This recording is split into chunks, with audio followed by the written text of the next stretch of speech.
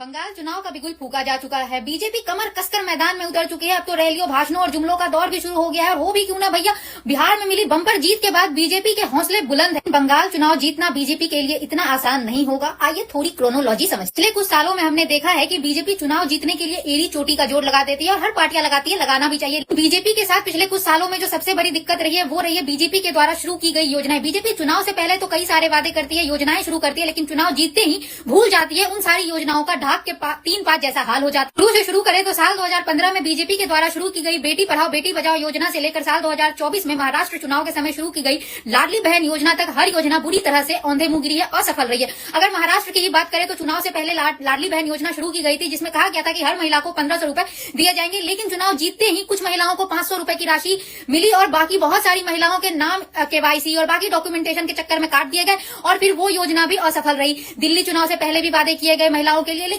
वो योजना भी चुनाव जीतते ही रेखा गुप्ता की सरकार आई और उन्होंने बोल दिया कि दिल्ली सरकार पर कर्ज है, इसीलिए हम अभी सक्षम नहीं है कि किसी भी महिला को किसी तरह की आर्थिक मदद दी जाए। इस तरह से रोजगार हो या फिर कोई भी सेक्टर हो, बीजेपी योजना तो लेकर आती है लेकिन वो फ्लोर पर काम नहीं कर पाता है, औंधे मुंह गिर जाता है। लेकिन वहीं अगर बंगाल सरकार की बात करें तो कई सारी योजनाएं हैं जो बंगाल सरकार पहले से ही चला रही है। वहां पर बंगाल में बीजेपी के लिए पेंच फंसता नजर आता है। अगर जातीय समीकरण की भी बात करें, जो दलित वर्ग है वो देश में बीजेपी से कुछ खास खुश नहीं है, लेकिन जबकि बंगाल की पर्टिकुलर बात करें तो ममता सरकार अनुसूचित जातियों जनजातियों के लिए पहले से ही कई सारी योजनाएं चला रही है। मसलन जय जोहार और तपोसिली बंधु योजना के तहत बंगाल सरकार पहले से ही अनुसूचित जातियों और जनजातियों के वरिष्ठ नागरिकों को पेंशन की सुविधा देती है। किसानों के लिए बात करें तो बंगाल सरकार पहले से ही बंगला शस्य बीमा के तहत किसानों को फसल हानि से सुरक्षा देती है। युवाओं की बात करें तो ममता बनर्जी की सरकार युवाओं को भविष्य क्रेडिट कार्ड योजना के तहत स्वरोजगार के लिए ऋण देती है। एक तरफ बीजेपी रूल्ड स्टेट जैसे गुजरात और उत्तर प्रदेश में हजारों स्कूल बंद हो गए, वहीं बंगाल सरकार कन्याश्री योजना के तहत बच्चियों को पढ़ाई के लिए वित्तीय सहायता प्रदान करती है। तरुणेर स्वप्न योजना के तहत डिजिटल एजुकेशन को और भी मजबूत बनाने के लिए ममता बनर्जी की सरकार स्टूडेंट्स को टैबलेट और स्मार्टफोन जैसी चीजें उपलब्ध कराती है।